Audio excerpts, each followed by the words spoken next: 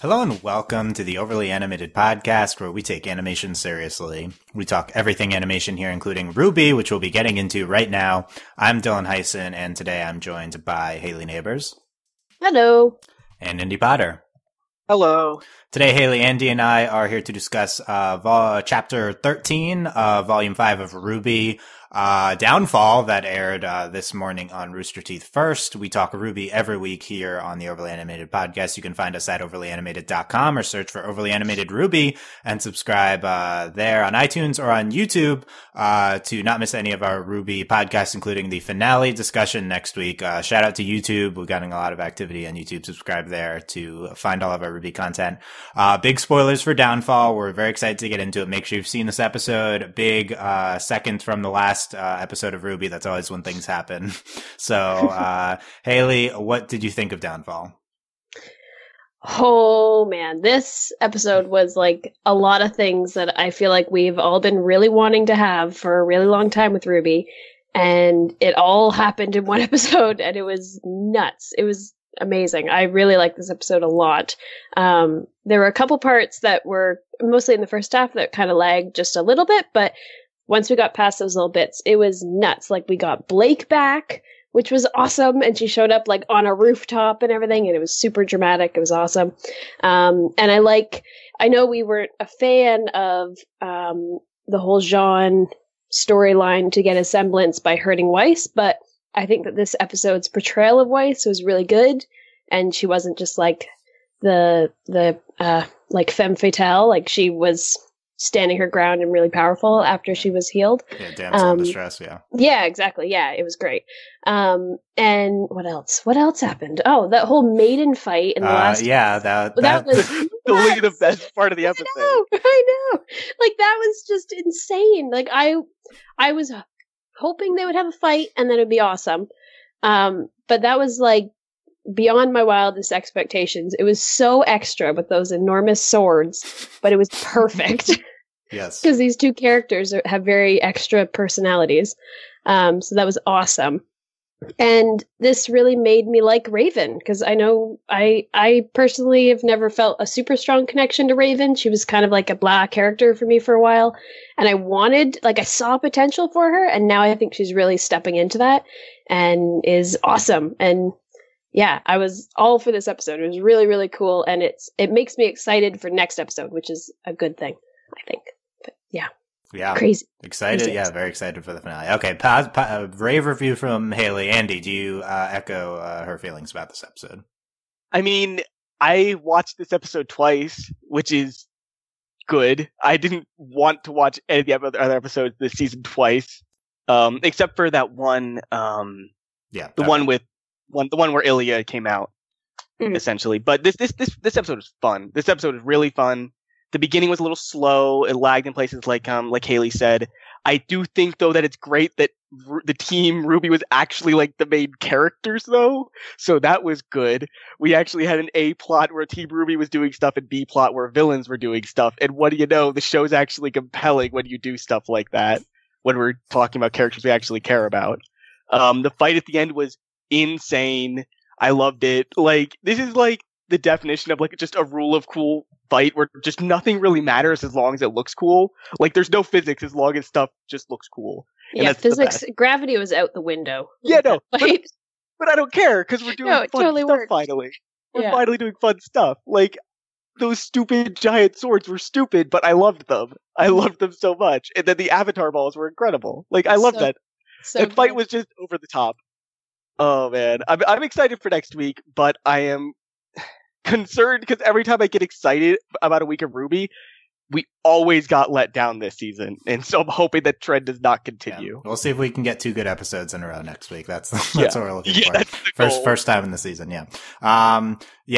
This was a good episode. This is one of the best of the season for sure. The maiden fight is the highlight, and it was excellent. Maybe the best thing that's happened all season. I think it's like either that or the Yang Weiss reunion.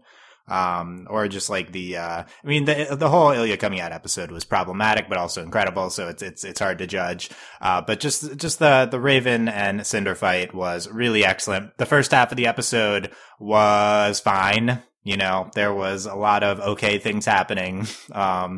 There's some questionable story choices, and I will go over them in this week's Dylan rant, which I'm turning into a regular segment. People Dylan's loved, corner. yeah, people loved the rant last week, so I'm turning this into a regular segment, and I will tell you why the first half of the episode wasn't too great. But at least, like, it was stupid, but at least good things were happening for characters we cared about. Like, there's a lot of dumb, stupid writing, but it was what we wanted to see. So that was better than, but Blake was back, right? Even if it was, even if Bumblebee confirmed as well. Okay, big Bumblebee scene. Yeah, we'll definitely talk about that. But really, it's just the second half with the maiden fight, which was incredible. And really, this is like this Cinder and Raven fight. This is all we want from the show, and we just haven't gotten it all season. Like, can we just do this? Can we just have dumb, stupid anime fights? Like, that's really all we want from a movie. That's why all of us started watching it. Like, with two awesome female characters too. It was great. Yes. Like, I haven't seen this in so long. Just have this fight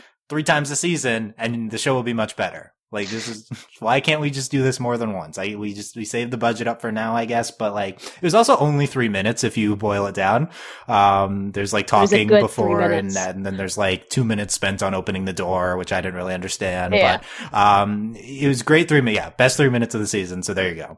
But yeah, good episode. I think there's like a top 4 episodes of the season. We'll probably go over that next week, but, let's get into this. Top story is that, Cinder has potentially died. Downfall, Cinderfall, Fall Maiden, Cinder went down.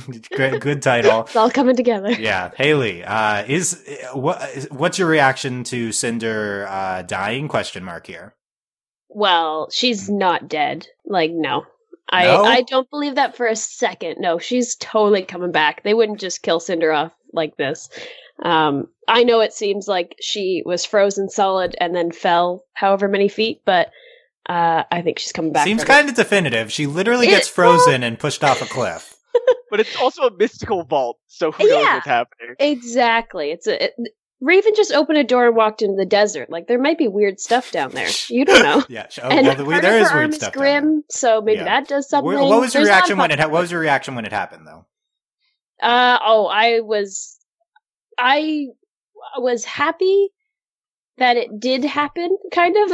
I love Cinder, but it was nice to have a fight where it ends and she's not just like in the back, like talking to Raven as she's opening the door. Like, it was like, seemed pretty decisive. I don't know. It was a good finale to a really dramatic fight to have this dramatic maybe death happen. So it was keeping with it, but yeah, I didn't have a moment, though, where I was like, oh no, Cinder, she's gone forever, because I think she's coming back. But if she does die, that's quite a way to go, I think. It's very dramatic. Very dramatic, yeah. Very dramatic. So Hayley's not buying it. Andy, are you buying it?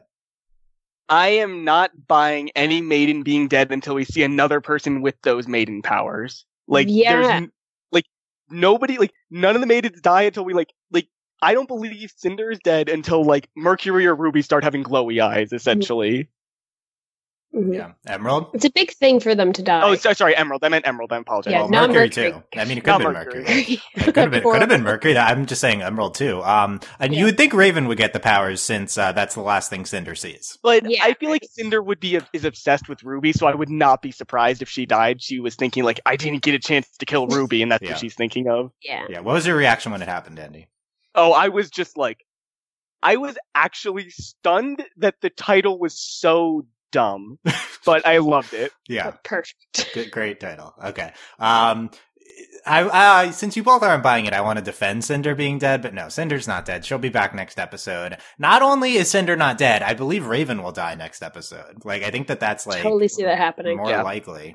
I think our most big questions next episode is like, is Cinder dead? Is Raven gonna die? Is Yang gonna get maiden powers? As we talked about last week, that was a big thing. Yang comes down into the basement. Why is she there? If she's not there to get powers or to confront. And why is she Raven? there without one of her arms?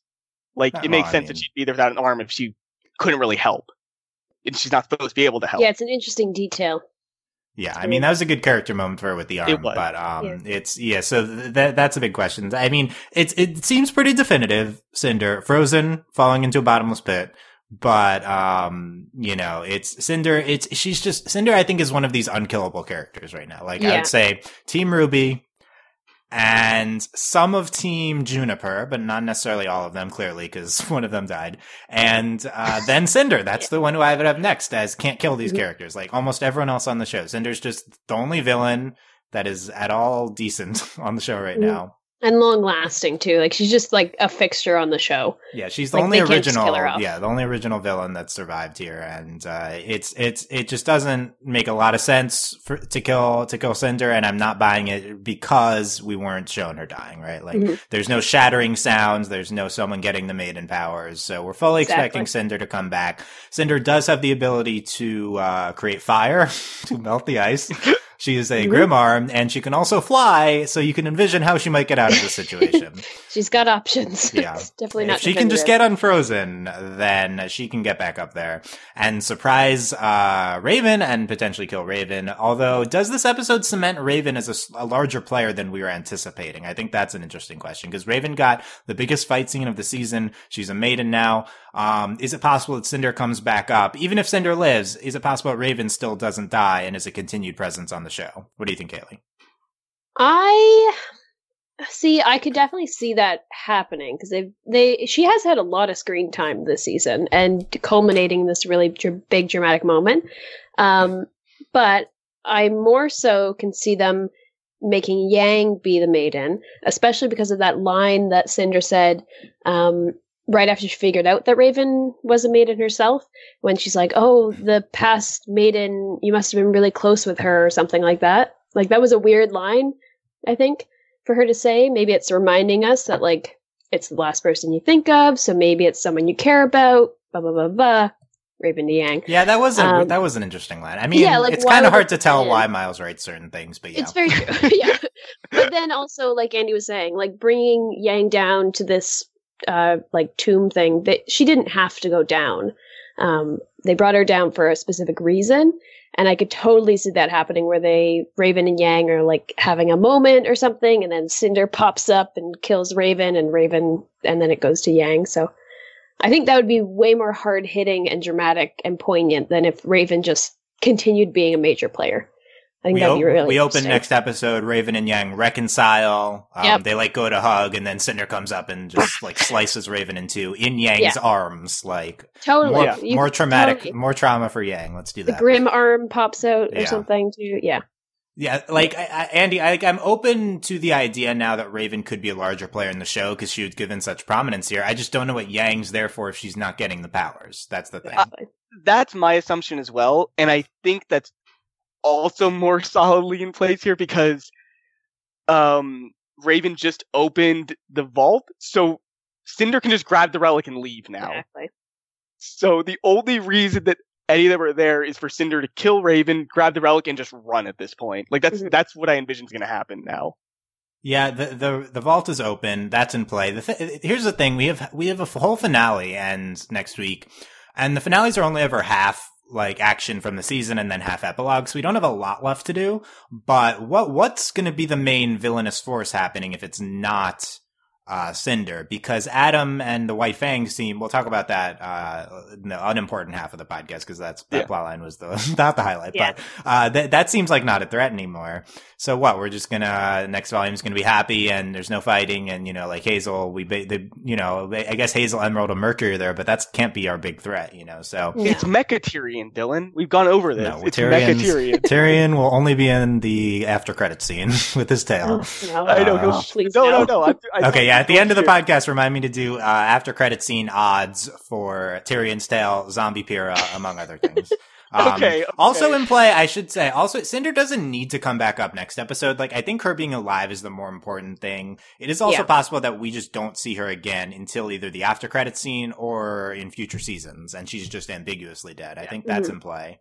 But I think the least likely thing is that she's dead, despite us seeing her falling frozen off of the side. Yeah. Also, like, I maybe it's pretty cynical, but I don't see them ending the season with the relic in hand. Like, it seems very happy. Mm-hmm. That's very happy, and it kind of makes the big villain of Salem seem less threatening, when at this point in the show you want your villain to be like like, oh, we gotta defeat them and they beat us. Da, da, da. That'd be a lot of drama. I guess to be fair, Raven is not on the good side right now.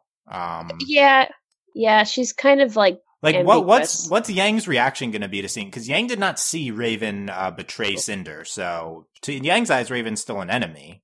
Mm-hmm. Yeah, so I think that's in play. So we're kind of under the assumption Raven's kind of a good guy now because she fought with the bad guy, but she could just be a third party. Still, I think that's maybe more likely. I think the other option here is that we had a discussion early on in the season about how semblances can change. We saw someone awaken one this season now with John, but we haven't seen one change.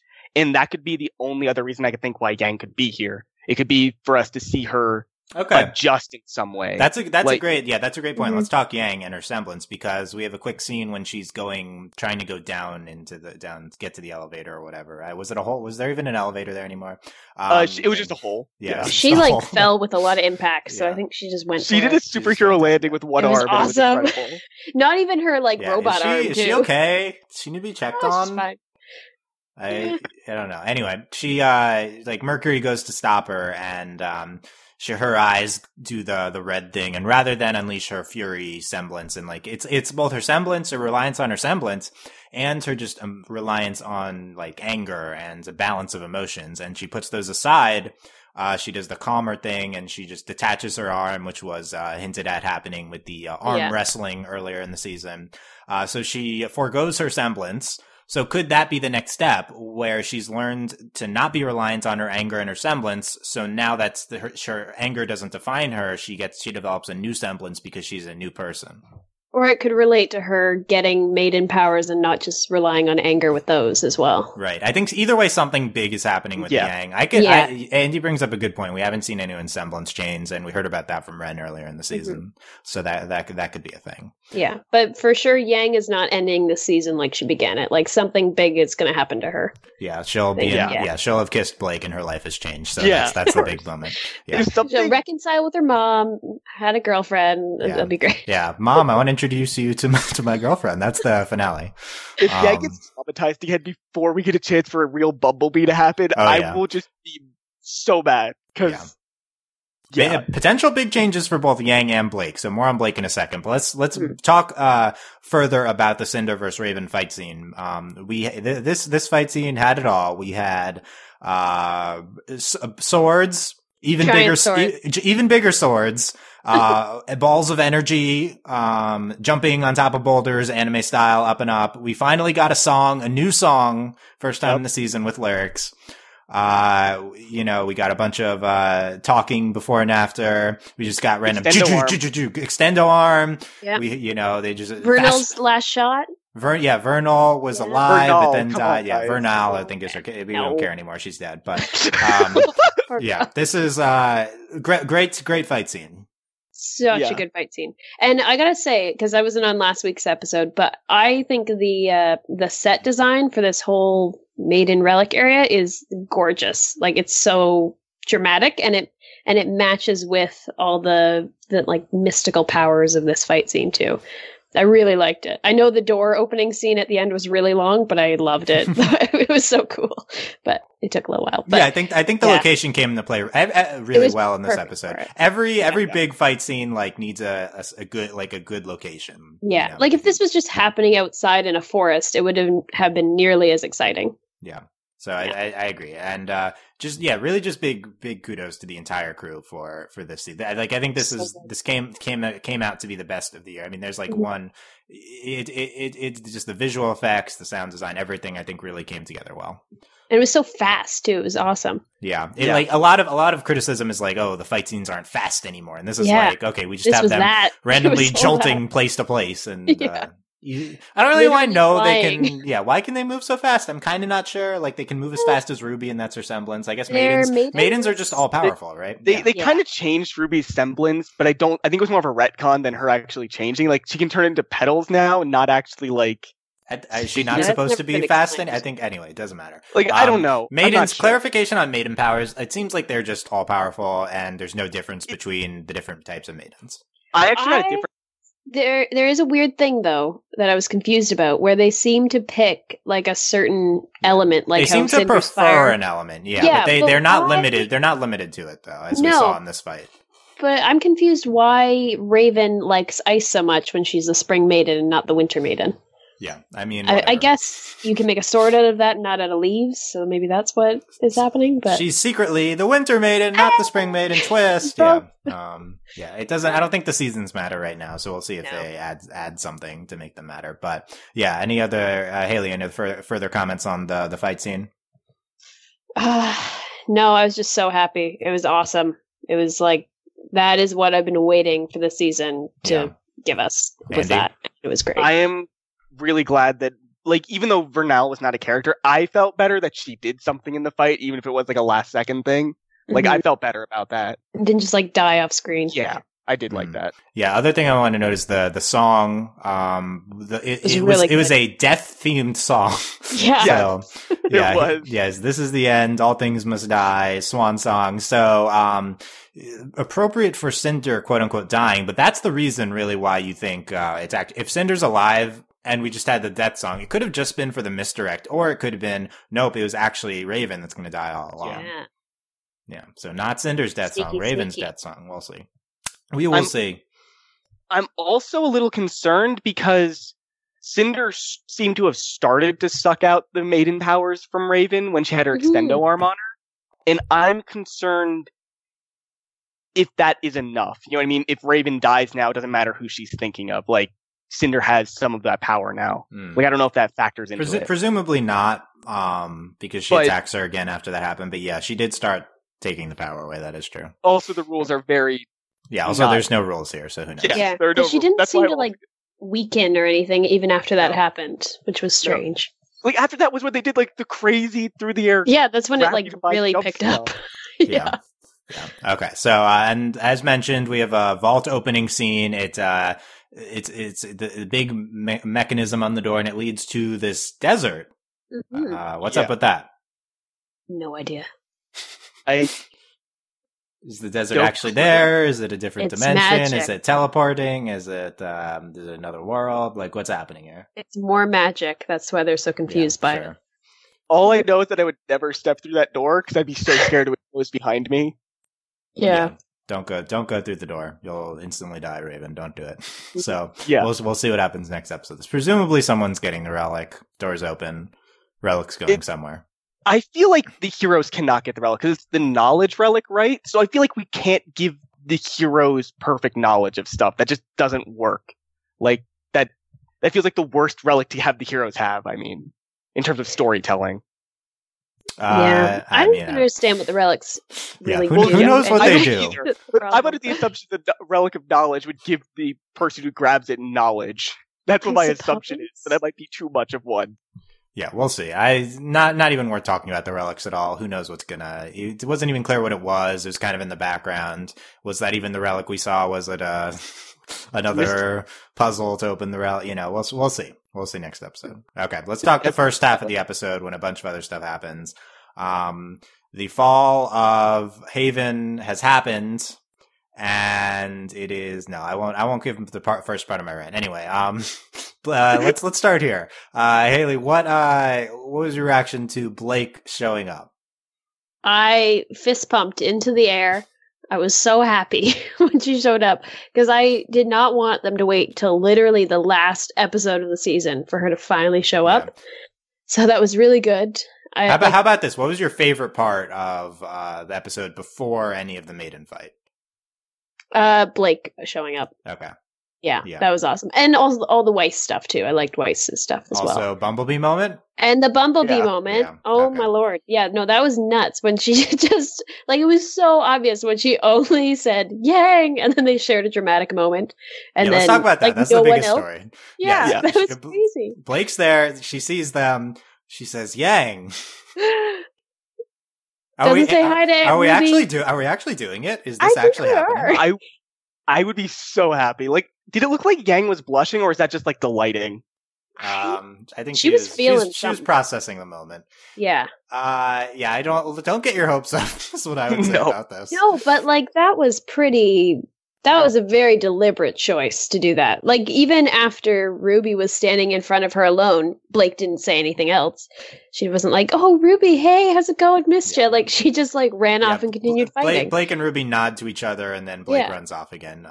But our big Bumblebee moment, will that be the only Bumblebee moment of the season? Presumably, we have to have some sort of Blake greeting with Team RWBY that's not that in the epilogue. You would think that's going to happen. We need a group hug at some point. Yeah. Post and hopefully as Bumblebee specific good. What's our odds on actually a Bumblebee, like, it doesn't need to be a kiss, but a specifically presented romantic moment in the finale? We're still at like 20%, right? Like, it's pretty low. I don't know. This caught me off guard. I would go under 20%. Yeah. I think we're at like 80% for a hug, and it will be like somehow framed as really friendly, but not romantic somehow. Look, I've been scarred too much here. This is not. I do think, if anything, the show is going to be interested in doing Bumblebee, if any of these ships. But it's just like it's not happening next week. Okay. Yeah. Like, we have to be surprised by it, or else we'll be disappointed. And there's enough disappointment already with David. So yeah, I think we're gonna get something that people could see as subtle platonic friendship, but I think it will not be. In the finale. I don't know. We might get an ambiguous. They're going to have something happen. Yeah. Like, Yang will be crushed after her mom has died and she became a maiden, and Blake will comfort her or something. We're going to get a Blake Yang moment. I'm worried about us not getting a Weiss Yang moment in the finale, because we're just going to build the two of them up and just abandon that plot line for these last 4 episodes. After she almost died. Like, Weiss died and Yang had no reaction, and like, if Yang gets maiden powers and Weiss doesn't react again, it's like, what was the purpose of that the entire season? No, so, we need a Team RWBY like moment of them all together. To be honest, I think it's more necessary to have a Weiss and Yang moment next episode than a Blake and Yang moment, just because we built the two of them up. It's just from a season perspective. It makes sense. And we have also built up the Bumblebee moment because we had that Weiss and Yang discussion about Blake. So we do need to pay that off too. But I think when evaluating Volume 5 as a whole, if we don't get a conclusion to Weiss and Yang, I think that hurts the season more than not getting a Bumblebee conclusion. I think Agreed. What possibly could happen is that we get a Bumblebee moment, and it might not be blatantly romantic, but we get Weiss watching on, and we get that would be enough if Weiss just looked sad watching. Yeah, it would be. I would be devastated, but that's enough. So, and just anything. And at least that's payoff for what we've seen this season. Exactly. Like, I don't want it, but it's something. Yeah. So, that was a big moment here. Blake showed up. So I've been saying for 10 podcasts in a row, we're not going to see Blake traveling. And you guys are like, no, we're going to see them training on the ships. No, I was right. Okay. Blake just showed up. That's why it's been happening in the past this entire time. They spent too long, paying this off. Like, it was like 2 months ago that we learned that Blake's storyline was in the past, and they didn't pay it off until this episode. No. So that wasn't handled very well, but she does show up. That was the right way to do it. Okay, let's get into the Dylan rant for the episode. So, I'm ready. Okay. So this whole season, we've been talking about the fall of Haven, this big, or Mistral. Yeah, right. Yeah. It's the fall. Yeah. We've said fall every episode. It's happening, this big, chaotic, climatic events. Haven's gonna fall. Everything's gonna be terrible. We're building up to this huge moment. Be like Beacon all over again. It's gonna be the second coming of Beacon. It's just gonna be devastating. Everyone's worried about it. We've seen it being prepared. The villains have had the edge all season. And then in this episode, it's finally happening. And you know what happens? It is nothing. Adam with 8 White Fang members. Literally 8 people are there with it. One little pack of dynamite. That was all they needed. That's the big moment that we've been waiting to pay off this whole year. Oh, Adam's so here with 8 guys. Oh my, what? I love also how, like, this giant swarm, like an island's population, appears around you, and you're like, they surprised you. You didn't notice them coming, dude. Like, where did they come from? Yeah. Like, they didn't teleport. How did you hide that? Yeah, and it goes more. It's more because it's Adam, and I get that it's a stealth mission. That's what they're going for. Yeah. Like Adam didn't know anyone would be onto them. So he just comes with a small team, is going to detonate the school. Okay. But that's not the problem. It's not like logically what the problem. The problem is audience expectations. This is the big, RWBY subscribes to the Game of Thrones. The second to last episode's a huge one. Although the last episodes have also been big. And, this is the big thing we're building up for. It's just seeing Adam with 8 guys. He's the head of the White Fang and he's 8 soldiers. And here's part 2. The way we defeat Adam is we just call the cops. That's that was an option this whole season. Not an option before. Where have the cops been this whole time? Like, apparently, Callie knows how to get their attention. All Callie needs to do is just, like that. There's a Mistral police force, and that's how we're beating this giant organization of the White Fang. Adam, one of our biggest bads of this entire show, is defeated by just calling 911. Like that's how we win. They could have sent one person from Najri just to like give them the heads up that this is going down, and it would have been solved. They didn't need to bring everyone. Adam and the White Fang seemingly are defeated by calling the cops and a bunch of untrained, not even soldiers, just random people. That's how we win. Like, where's the rest of the White Fang? Are they going to show up next episode or something? But that seemed pretty decisive that, like, he's done. But maybe not. I don't know. It was so ridiculous. So ridiculous. This is, as much as I hate Adam, and Adam is the worst character in animation, I've said. The worst character on any show he covered. Absolutely. Adam deserved better than this episode. This was, like, not a good payoff for his character. Really? No. And it was very satisfying to see him just get bashed on the head by Blake, and then he had this, like... I saw people complaining about that. I'm like, why are you complaining? That was amazing. It was very fun. But, like, really, Adam's a threat? This was our threat? So... that's why this episode is not great, just because of the ridiculousness of the whole, what we've been building up to this entire time. Yeah. And I do wonder, the next question is like, is this the end of the White Fang? Adam is the White Fang leader. We saw, and by the way, addendum to the argument, this makes the Sienna Khan death all the more absurd. This episode. Yeah. What is the point of Adam even being the head of the White Fang right now if he just takes 8 people? He could have been in the same position as before. It's like, find 8 bros and take them to do this mission. He doesn't need to be the head of the White Fang now. Yeah. So Sienna Khan was cut off for literally no reason. That makes me think that this season is ending the White Fang, and Blake will be in charge after next episode. Like, that's why. I see that happening. I'm under the assumption Ilya will be. Or Ilya, whatever. But I think I'm pretty sure we've been building up Blake. But it doesn't, like, this is the end of Adam. Is this? But why make Adam the head of the White Fang if we're not going to take him down if he is going to be took down? Like, that's the line of thinking.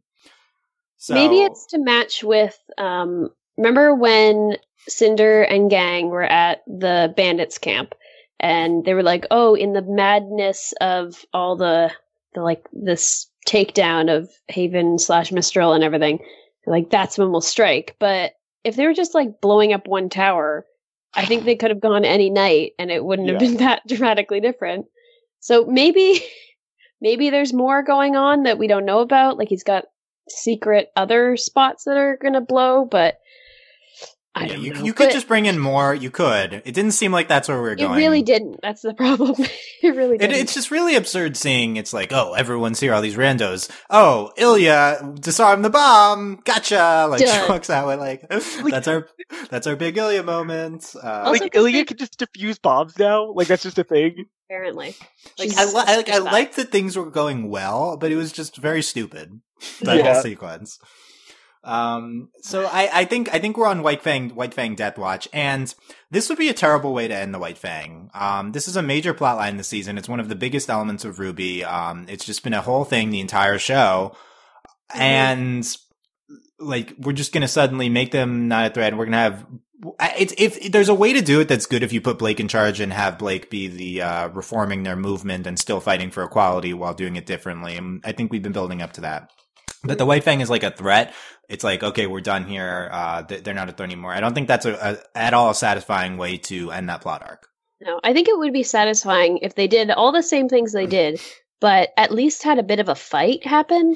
Because, like, it obviously, as we've seen in the past, Adam it seems like a good fighter and has beat Blake before, but then suddenly he forgets that she can teleport and make duplicates, and then she punches him in the head, and we're done.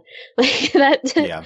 That was not satisfying. I think it would have been much better if he actually put up a bit more of a fight, and it would have been more satisfying for Blake's character if she actually beat him in an interesting fight. If we're killing Adam, like we need a legitimate fight between Yang, Blake, and Adam, and they come out on top, and then Adam dies. Like I think the point of Blake leaving is that we're going to see Adam again next episode in a fight. Like I don't think we're done with him, but I'm also that's skeptical probably that next week. Yeah. I'm also skeptical though that we'll get another big fight next episode because this week we got an enormous fight. Yeah, very true. It won't be this scale for sure. But counterpoint to the ending the White Fang is really dumb in this way.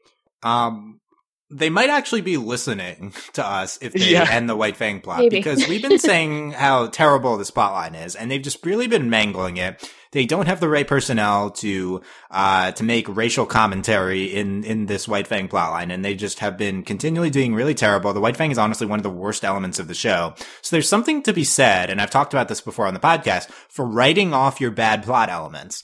The only way to make your show better is to get rid of your bad characters and your bad plot elements. And even if it's really unsatisfactory for this current season, getting rid of the White Fang might be getting rid of the White Fang parentheses as a threat might be a great move for the future of the show.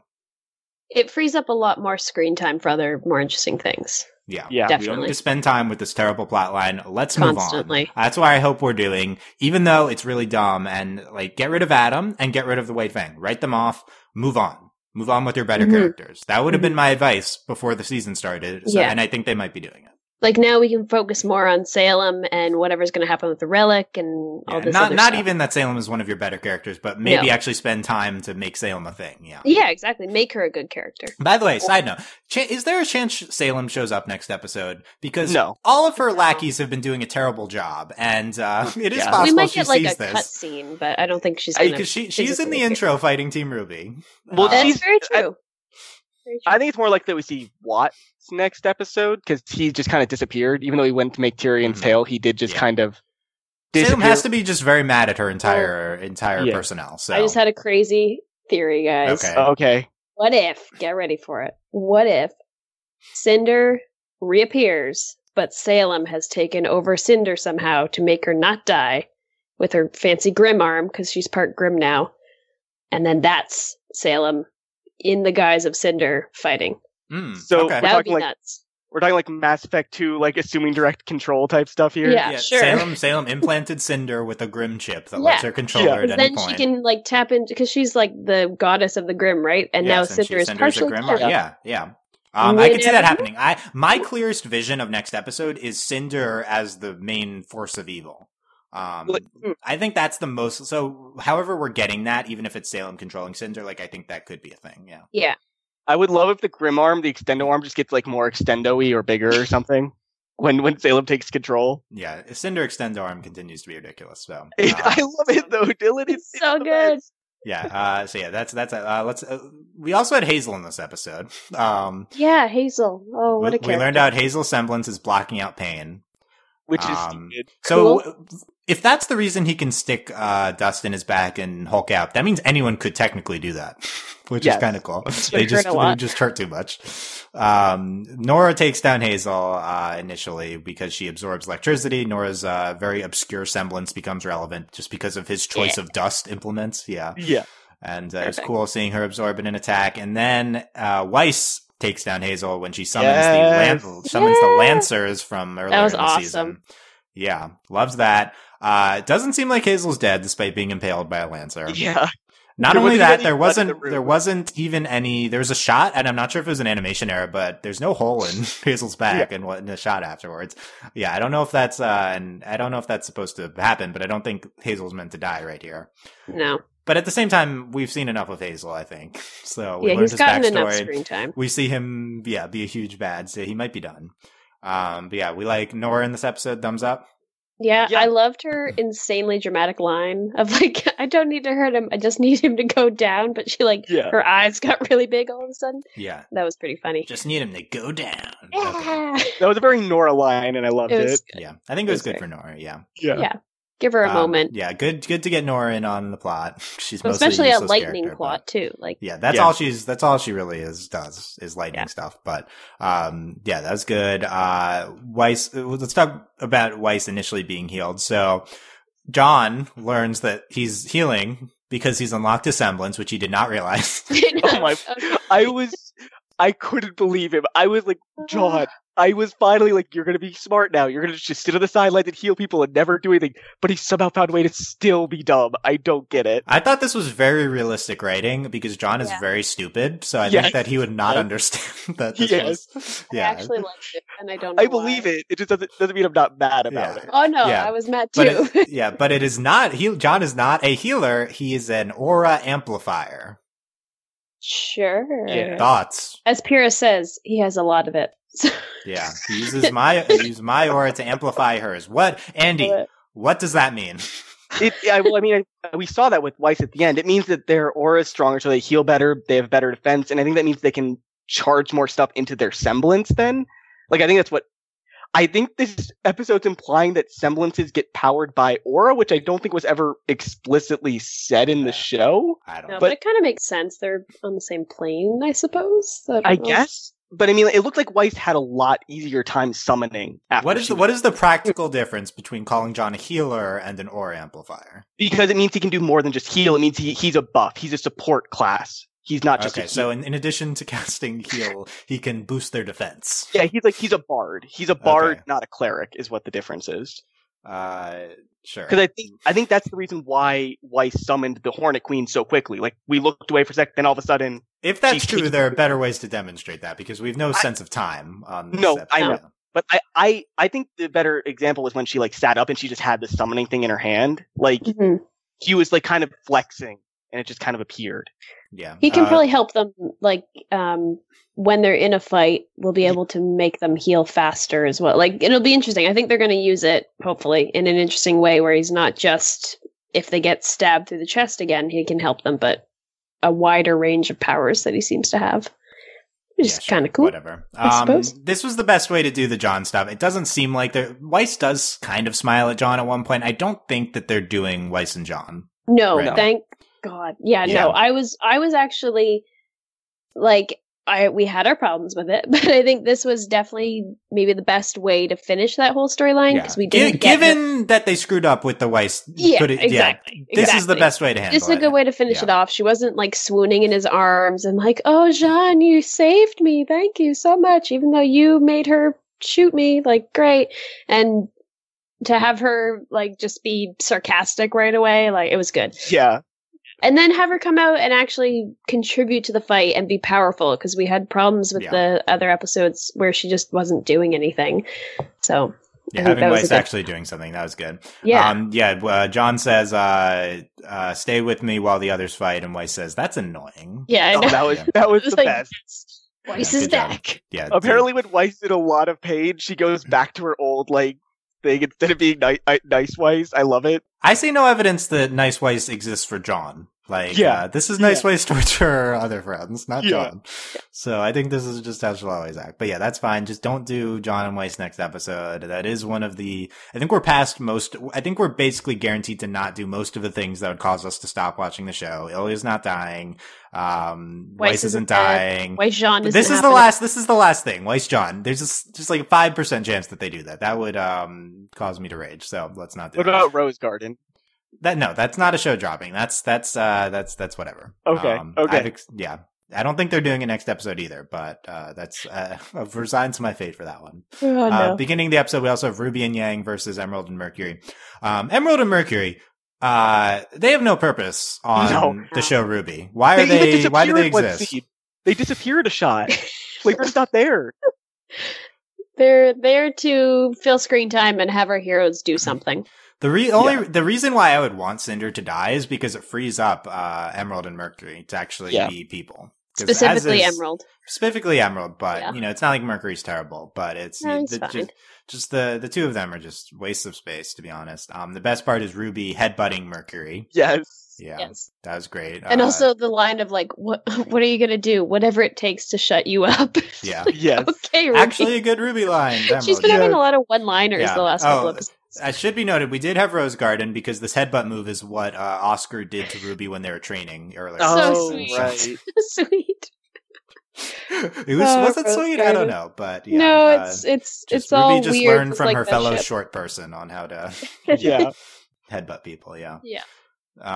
So we'll see. RWBY really has not done a lot. RWBY typically does stuff in final episodes because that's when the show remembers that she exists. So hoping that she does something next episode. She also did her Silver Eyes thing like a couple episodes ago, so maybe that was her which didn't have moment. any effect. Yeah, So, no. Yeah. Okay.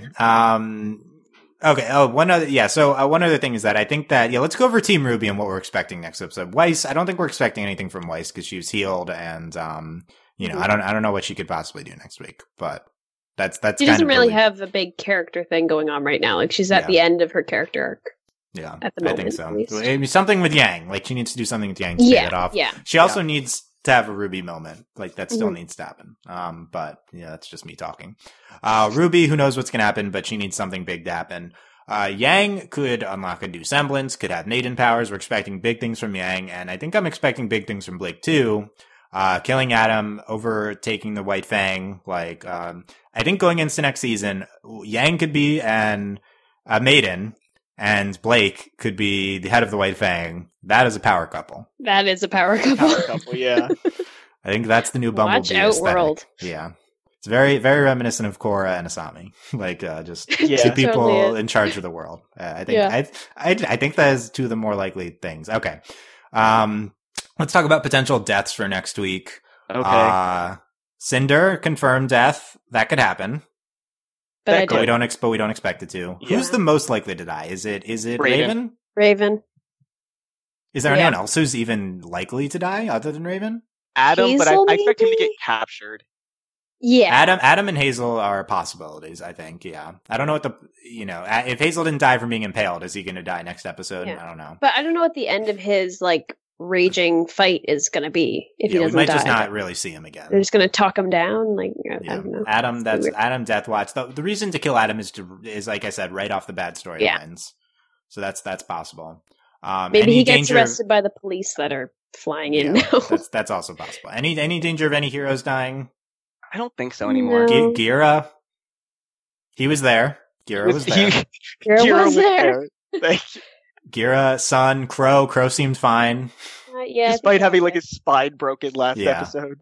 I So, think don't know, maybe we'll see. Yang just not dying, but having something really traumatic happening. Oh, yeah, like that's in her play, mom yeah. dying. But yeah. Yeah, so that's No, I all think I'm heroes playing. are good. Yeah. Ship moments that are most likely to pay off. Bumblebee. What's the number one ship that could get a kiss next episode? Bumblebee. I mean, for sure. I think Bumblebee, which is crazy.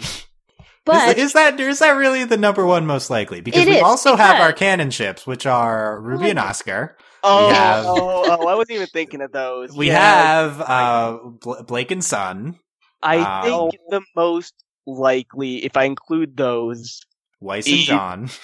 oh no. I think the most likely if we include those could be Sun and Blake, but they've been pushing Sun to the back so much this season. The answer is like none of them, right? None of them are over 50%. Probably Blake and Sun would be the most likely. Yeah, I don't know. I think Bumblebee, guys, because like we had that episode. Haley, what possibly makes you think that this show is capable of doing Okay, that? here I'll lay it up for it. Let me preface by saying it's definitely less than 50% that this is ever happening.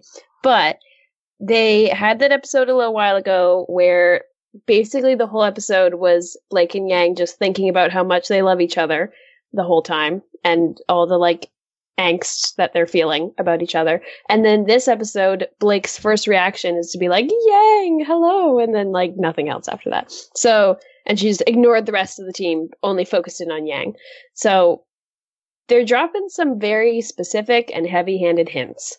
And I don't think they're going to kiss. That is as far as it will go. Yeah. But Something's problem gonna, I is- feel like something's going to happen, you know? I feel like Yang's just gonna get traumatized. So even if we were gonna get Bumblebee, like she's not gonna kiss somebody after watching her mom no, die. I don't see, no. That's Yang a is danger. not going to be happy, I think, at the end of this episode. No, So, but she'll and be there by to the way, comfort her. Yang's been through enough, so let's have Happy Yang next. Please, Like, I want Happy Yang. yeah. She had character development this episode, But and Big she doesn't moment deserve to for be hurt again. Yeah, the next big thing for her, though, is based around her mom having to die. So, we'll see. Which is going to happen at some point. Yeah, look, the show's not capable of the Bumblebee kiss. That being said, Barbara is very excited for these last 2 episodes. She's a big Bumblebee shipper. Is there something there? Maybe. It can also just be that Yang has a big part in the next episode, which seems to be clearly happening. Seems guaranteed, yeah. So, yeah, big Barbara episode. Yeah. So, I mean, look, you can't go into next week expecting that to happen. That is setting you up for disappointment. That's on my wish list for the episode. I don't see it happening. On our wish list. It is, but I see something with Bumblebee happening next episode. One other big thing I really need to see paid off is Ilya. This was not enough seeing her defuse the bomb. I need to really need to see Ilya talking to a girl. That is a big... They could push that to next season, but that is a really dire thing the show needs to do. What if she's talking to that cat girl you sent us a picture of, Dylan? Yeah, I think that's Ilya's the lady new in the girlfriend. crowd. I think, she clearly likes cats, so she just found it's this gray-haired, gold-eyed cat girl. Yeah, there you go. Yeah. I think Ilya just likes cats, so there's a new cat for Ilya instead of Blake.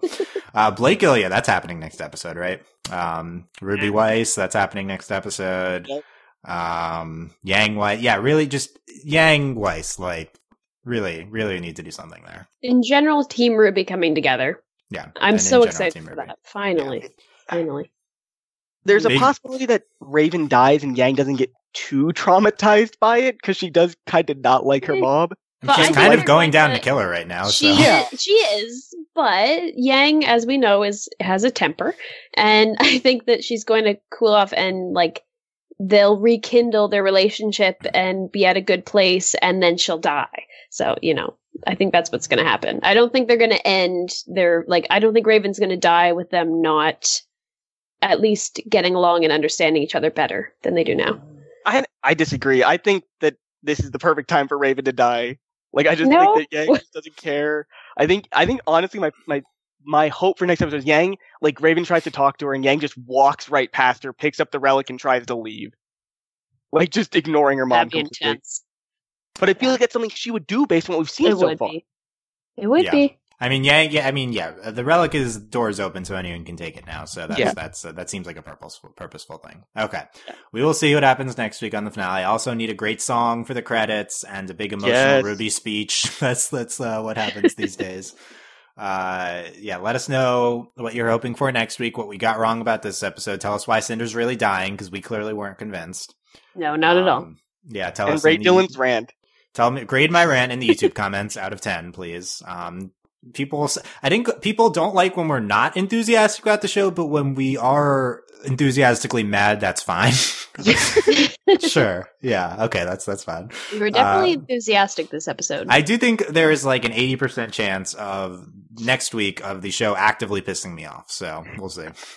I'm excited. That's always any given episode. That's a favorite to happen, but hopefully it's just something enough to set me off, but not enough to drop the show for next season. It might be the epilogue will set you off.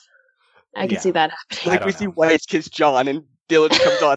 Oh yeah, there you go. Epilogues have been fine so far. They've been although the Volume 3 one with RWBY and Yang wasn't great, but they've done okay. So.